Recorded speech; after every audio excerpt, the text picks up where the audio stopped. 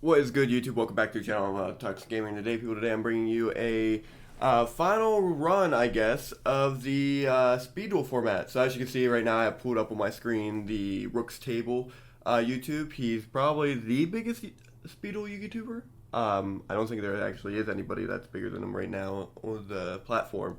But he hosts the Speed Duel Showdowns every single Monday, and today's Monday. So if you guys are interested in joining this, you should go to the Discord, link in the description, Speed Duel League, and you guys should join. It's only $5.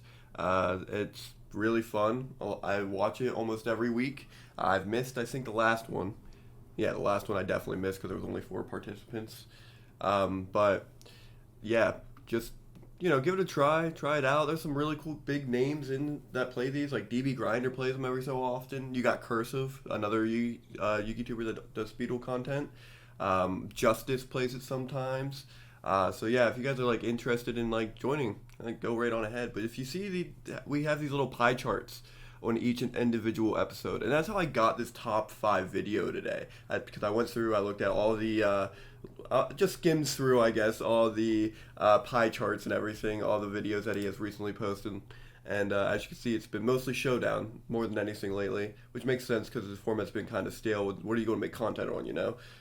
But I think that given that we have this, pie chart to use, why not make a top 5 deck for the pre-GX box so people can look back and be like, oh, these were the top 5 decks before GX was released. So I think it's just a really good idea. I had a comment, I think a week or two ago, asking to do deck profiles of the current meta, and I was just sitting there thinking, like, I can do that, but everybody will watch it and then not watch it anymore because this meta's almost over. So I wanted to just do this top 5 of the Speed Duel Duel Academy GX box. So without further ado, I'm just going to jump into this. So first on our list is going to be Skull Servant. Now this is Ursus. He's a guy that plays a lot of the Showdown. This is his build of Skull Servant. I think this deck is very, very strong. I think it has a lot of potential. Even going on into GX, I think this deck is going to be a top contending deck, and we're going to probably see it for a while, especially if we get more of its support that isn't in Speed Duels. Now, going over like the skill, we'll go to all custom cards, and we'll go. So the skill is Servants of the Fallen King.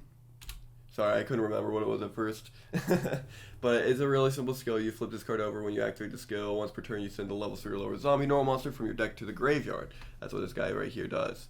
Now, what that means is that you send your Skull Servants to the graveyard from your deck, and then you boost up your King of Skull Servant, effectively making it like a 3,000 beater just off the skill in 3 turns. If you get any of the other Skull Servant Kings to the graveyard, it gets even stronger, and that's pretty good in a Moss-heavy format, having a 4,000 potentially more beater. Plus, you have a lot of cards to make this deck consistent, a lot of cards to make this deck like, a competitive worthy deck, I feel like. And so, like I said, you got your 3 kings, you got your 3 skull servants, you got your goblin zombies. When they're destroyed by battle, you add a zombie with 1,200 or less defense from your deck to your hand. This is very strong because, like, your kings only have 0 defense.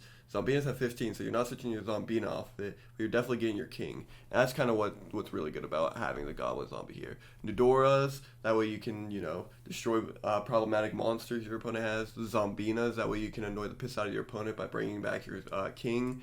I think this deck is definitely a king revival deck. It's very strong. As you guys can probably see too, it's a 30 card deck. It's actually big and heavy. So you have to like reoccur these cards more often. Book of Moonison in the deck at 3, obviously. You got your double creature swap, which is really good in this deck because if you use creature swap a king, you'd only have 0 attack unless you're playing the mirror. So you would creature swap your king to your opponent's field with another king on the field, attack it for direct damage, and then your king that attacks over it is even stronger now. So it's really, really good. Floodgate Trap Holes, these are like crazy to see in any deck. It just perma-sets a monster when it's summoned, which is really, really good. And I feel like that's like, really good in the XYZ matchup. And then if your opponent normal summons saying in the Moss matchup, you just Floodgate. They can't even use their skill anymore. So this is just a really good card to have. Bread and butter of the deck is the Haunted Shrine. This gets to reborn the king twice if you control no monsters. So this is very, very powerful. Once while it's on your field, you can activate this Revive the King. When it's in the graveyard, you can banish it from your graveyard to revive the king. So it's really, really good. Nightmare Rolls are too strong not to be playing. Same with Soma. Soma is obviously the best trap card in the game. You'll hear me talk about it about every single like deck that you'll see it in. I hate this card. Super rare. Yay, tournament pack 3. Side deck, we're playing double Jinzo, which makes sense. 2 Lost to win. That way we can stop the XYZ matchup. Lava Golems to attribute over 2 of any problematic monster. And Newdoria at 1. Obviously, the XYZs down here are for the Waking the Dragon bluff, which is needed in this heavy trap deck. But yeah, this is Ursus' deck. I think he got first place in one of the showdowns recently. And yeah, I just wanted to showcase you guys at least this one. Moving on to the second deck, we have the Spellproof Armor. So Spellproof. So we got Spellproof Armor. This just makes it to where you can normal summon your normal level 5 or your normal machine monsters with 1 less tribute. It doesn't matter the level. So you can summon your Allied Just Colossus, which is a 300 beater, without tributing. The other thing that you don't have to worry about here is spell cards, because you can't be targeted by your opponent's spell effects, or your machine monsters can't anyway. So your Jinzos and your Allied Justice Colossus are absolutely fine. This deck I feel like is very, very powerful. You probably in this format have seen me play it a lot. It's probably my favorite deck of the format. I think it's just very, what's the word? Annoying. I think people get real annoyed when they play against this deck, because you can't book them. You can't shrink them. You can't parasite them. Like, this deck is really, really strong. Going on to the deck profile, though, it is... Oh, another thing to bring up is that if you don't play the machines in here, like you play any other type and they go to your graveyard, you can't use your skill. So that's why you're locked into these machines. But Allied Just Colossus is like a really strong card. You're playing at 3. You're going to be able to normal summon it without tributing due to the skill. 2300 beater that's unaffected by spell cards is insane. So, yeah. Triple Jinzo. Most lists, I think, play 1 to 2 Jinzo. My list, I always play 3. I think this card is really, really strong in this deck, especially because you're only playing 3 traps. But yeah, there's not much to say about it. Walking Floodgates are too good. Soul Exchanges just cheat it out faster. You steal your opponent's monster, summon your Jinzo. This makes your deck super, super good. Shrinks at 2 in the deck. That way you can protect them from battle, you know, because your deck is literally just a 2400 beater. Say you go against like Moth, like your deck loses. So using the Shrink on the Moth is really, really strong. Also, you're playing double or triple Book of Moon, stopping like most plays.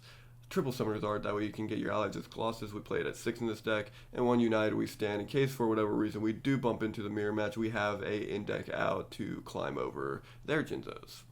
Lastly, for the trap lineup, we're playing the Triple Dome of the Spirit because it's the best card in the game. Going on to the side deck, we play double Offerings to the Doom, double Cosmic Cyclone, and double Lost Wind. Problematic monsters, Moth, XYZ. And then the Fusion Bluff. Alright, that's number 4, I guess, counting down the list of 4th best deck. Now we'll get into the 3rd best deck of our top 5. This is going to be the Magnet Warrior deck. There we go. This is actually made by Justice, who I brought up earlier. He is another Speed Duel YouTuber. He does, I think, right now he's doing Master Duels on Twitch. So that's pretty cool. Him and Tetra just joined, or not Tetra, god damn it, I'm sorry, Terra Master.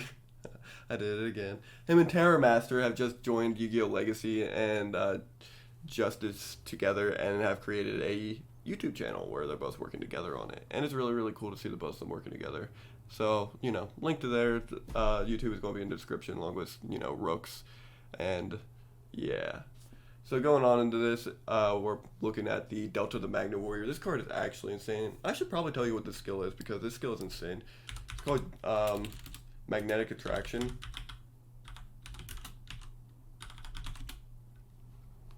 And what it does is that when a level 4 or lower Magnet Warrior is normal summoned, you can add a level 4 or lower Magnet Warrior monster with a different name from your deck to your hand. So this is crazy because you literally have a once per duel Stratos. And then you can reveal 2 level 4 or lower Magnet Warrior monsters with different names from your hand and add Valkyrion from your deck to your hand. Like, this skill is actually insane. Both these skills can only be used once per duel, but you can still use both these skills in the same duel. So keep that in mind. Yeah, but the Stratos skill is so good, in my opinion. Mostly in tangent with Delta. Delta says when it's normal summoned, you get 2 Foolish Burial level 4 lower Magnet Warrior from your deck to your graveyard. You can banish 3 level 4 lower Magnet Warrior monsters from your graveyard, except Delta the Magnet Warrior, and special summon Valkyrie on the Magnet Warrior from your deck. So this card's cool. This card's very strong, mostly in tangent with the skill. It's very, very good. I'll go over this card last. Obviously play the 2 Valkyrion for the skill as well. This card's really, really good. 3500 beater, it really does help compete against Moth in this format.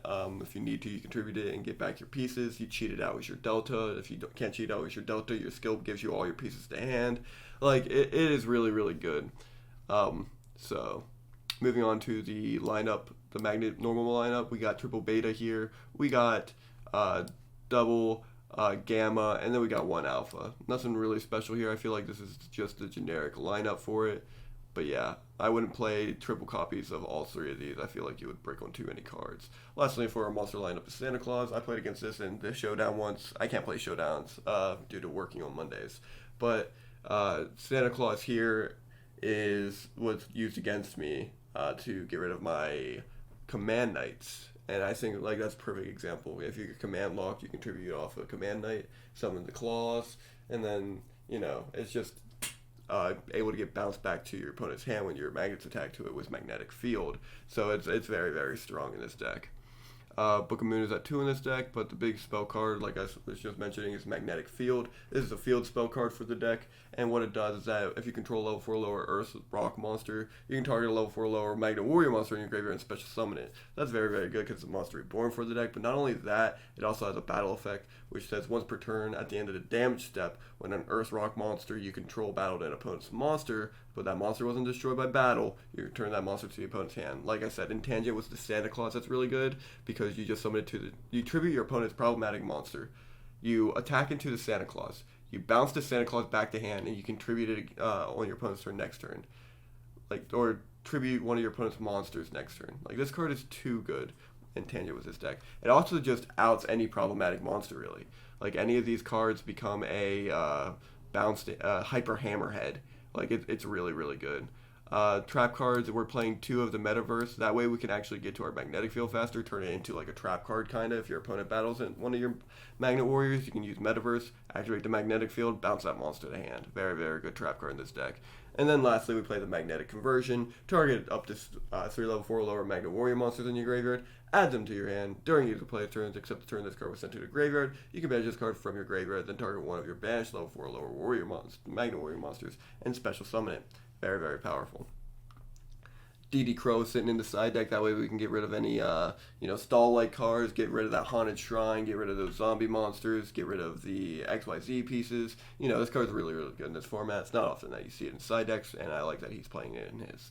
Double Cosmic Cyclone for the Moss matchup, obviously. Double D Fusion instead of the Lost Ones in his side deck for the XYZ matchup. And then 1 Nobleman crossover. Of course, the Fusion lineup is just a Waking the Dragon bluff. Going on to the second best deck of this format is XYZ. XYZ is arguably one of our best decks. It has been since the Battle City box was released. This deck is just a force to be reckoned with. It is so powerful, and yeah, the guy that pilots this deck mostly during the showdown, his name is Ursus. We saw his Skull Servant deck at the beginning. This is his XYZ deck. Very, very good player, does very well with this deck, and has won plenty of showdowns using this deck. But his list is really, really good. It's kind of the generic build if you want to play this deck. You know, say you're playing a past format deck, this is definitely the build you want to be using for it. The skill is called Union Combination.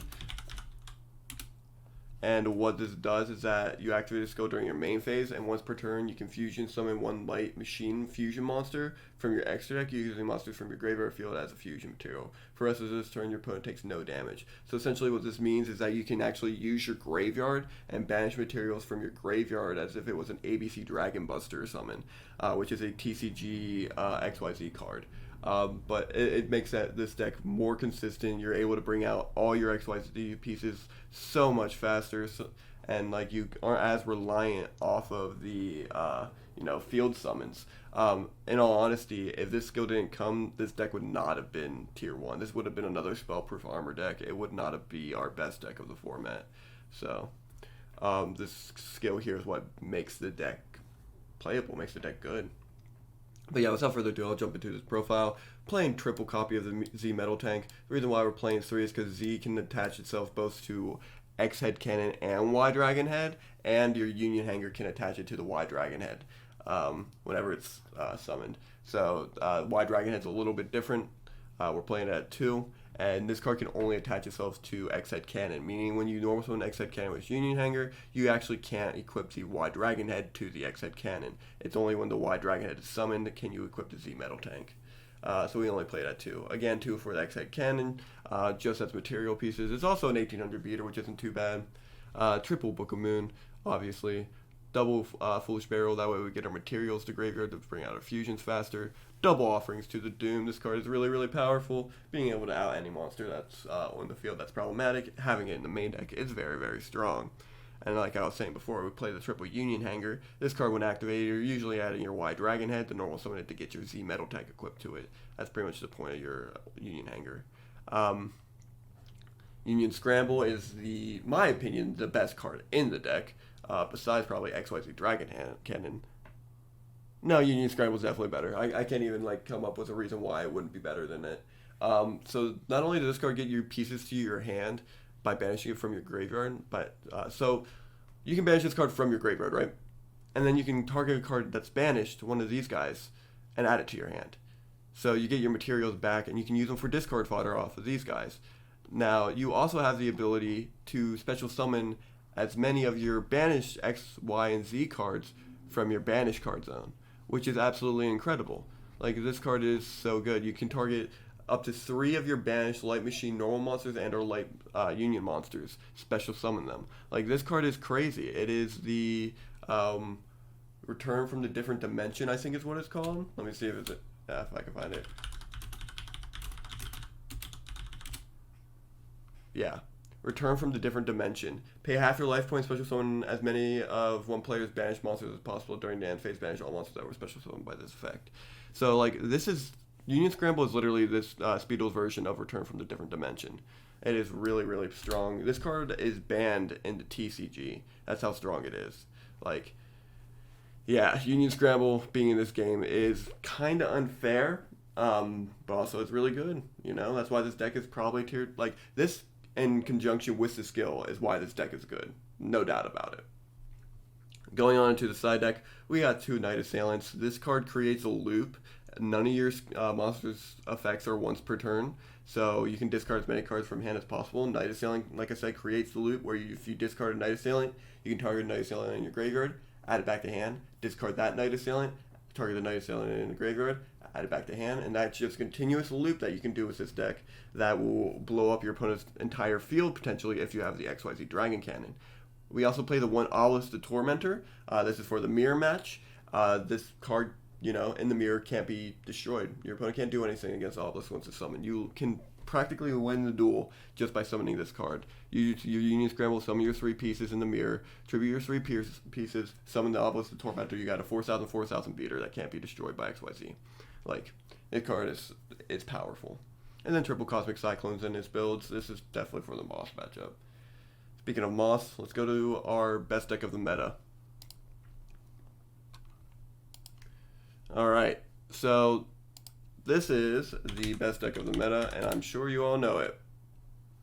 Hold on, maybe I spelled Kunku wrong. Of Ultra Evo. There we go. Cocoon of Ultra Evolution. This is Moth. Best deck in the game, probably has been the best deck in the game for 2, maybe 3 years, I think? Yeah, 2 years. It's definitely been 2 years. Cocoon of Ultra Evolution and Parasite Paranoid are the 2 reasons why this deck is so powerful. What Cocoon of Evolution does is that you contribute 1 insect monster from either field equipped with an equip card, and if you do, special summon 1 insect monster from your deck ignoring its summoning conditions. The downside to this skill, I wonder if this one's errata. Yeah, you cannot normal summon or special summon other monsters the turn you activate this skill. Also flip this skill over. This skill was so strong that Konami had to errata what this skill did. This is how good this skill is. Now, they errated it, but that doesn't mean it's still not the best deck.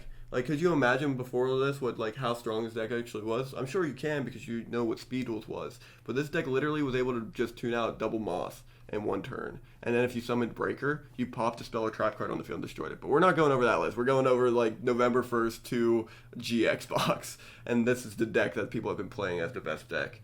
It also has an effect that says you can shuffle one insect monster from your deck and grave into the deck and then draw one card. Also flip this skill over. You can use both of those skills in the same turn. Just keep in mind that you can't normal summon, but you can still set during the turn that you use Cocoon of Ultra Evolution skill to tribute one of your opponent's monsters. Going over the list, this list I should probably bring up is as close as I could probably get it to DB Grinder's list from the showdowns. Like I said, this is probably as close as I could get it from watching over them. He probably plays some different cards, like especially a side deck, because I'm not exactly sure what he's playing in his side. But yeah, this is pretty much what I was able to get from it. Going over the deck, it's pretty straightforward and simple. We play one Blast Sphere, which is like kind of spicy tech for the deck. Just whenever it's attacked by an opponent's monster, you equip it to the monster that attacked it, blow it up, they take burn damage. Really, really powerful card. And it's really good in tangent with the Maneater bugs, because your opponent would attack it thinking it's a Maneater. So you would then, use the Blast Sphere instead of the Maneater, equip the monster, blow it up, they take damage. We are playing the double Maneater bug. It's really good in tangent with your skill, because you can shuffle it back in the deck and draw a new card, as well as pop a monster on the field. Like, it's a very, very good card to be playing in Moss. Playing the triple Breaker, this is just to clear the spell and trap cards. I feel like playing this deck you really gotta, because you're trying to, get your Moss out, hit directly for 3,500, and just, kill the opponent as fast as possible. The best card in the deck, arguably, is Parasite Paranoid. This card does a lot. Not only can you equip it to one monster on the field and turn it into an insect monster, that monster, while it's equipped with this card, can't target or attack insect monster with effects or 4 attacks. So it's really, really good. Also, when it's sent from the field to the graveyard, you can special summon a level 7 or higher insect monster from your hand, ignoring its summoning conditions. So you use it, like say your opponent's attacking on your Breaker, you equip it to your Breaker, and then what you can do is you can actually cheat out your Moss from hand because your Breaker dies from battle. Same thing like if Breaker attacks over a monster. You can Parasite that monster, and then whenever Breaker kills it by battle, you can summon your Moss from this. Also, you can use it to protect your Moss from battle and card effects. Like, this card is really, really powerful. Really, really good. Moss is being played in this deck at 2. You don't want to play it at any more or any less, because you don't want to draw it for turn and not be able to use your skill. You don't want to, yeah, that's pretty much it. You don't want to draw it for turn. Going on, we played Triple Book of Moon. Makes sense. Double Cosmic Cyclone. DB Grinder calls this deck Cosmic Moss. I could agree. Cosmic Cyclone is what kind of makes this deck really strong, because like your Breakers matched with your Cosmics make it to where your Ultimate Perfectly Great Moss can attack directly. The trap lineup is one Nightmare Wheel. I don't think he's ever played any more than this. I could be wrong.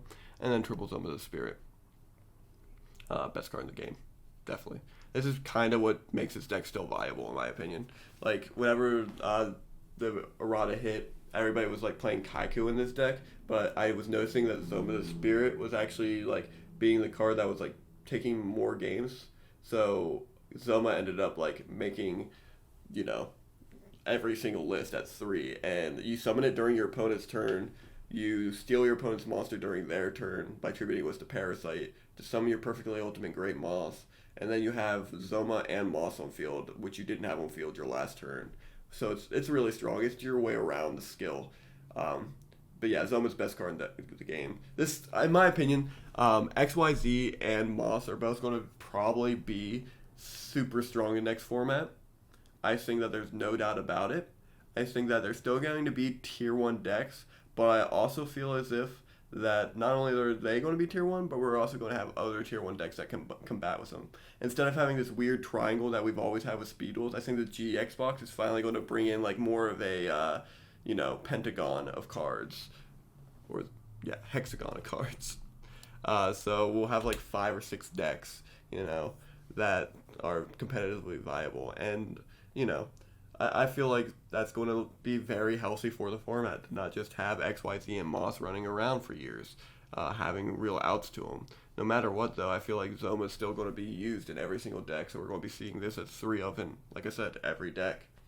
But yeah, that's pretty much on my top 5 decks for the November 1st 2 GX box format. After it's been played out and everything, I did originally release a speculation list for this deck, or for these decks, and now I have the finished, top 5 2 weeks before the GX box comes out. But if you like this type of content, make sure you leave a like. If you're excited for the Duel Academy GX box, make sure you subscribe because I have a plethora of ideas for that when it comes out. And, leave a comment in the comment section down below. Love to hear from you guys. Biggest thing, I wanted to wait till the end of the episode here. I've created a Facebook group. So what this really means is that you have a way to communicate with me. You have a way to see what's coming next, what ideas are going to be coming in the future. I post pictures of, like, for example, here is for the episode 2 of the progression draft. It's a little bit of an update saying that, like, camera quality has gotten fixed for this episode. It looks a lot better. Little updates for the channel. Here's like a little sneak peek for my banner coming. And then I also do card of the day, so I'm going to be doing one right after this video where I just, tell you guys about, cards that are good in the format, have been good in speed duels, that I like in speed duels. It's just a card of the day, just a little bit of information about it. But yeah, if you guys want, you can come here. If you're a speed duel YouTuber, definitely come. It says no promotions or spam, but if you show all rules here, it says that only if it's speed duel related can you do that. So that's the big thing. Just if you are a speed duel YouTuber, come here and post whatever you want. If you're into speed duels, come here, post whatever you want. It's a group. You can come and post with anything. It's just my way of keeping contact with all of you, my way of interacting with all of you. I feel like this is like the perfect opportunity to be like doing that, especially because we just hit 150 on the channel. I felt like this was like, it was time. It was time for me to do this. But yeah, if you guys like this type of content, make sure you leave a like. If you're excited for the GX box, make sure you subscribe. Check out the Facebook page. And then above all, I also want you all to stay awesome. Have a good day. And I'll see you all next time. Bye-bye.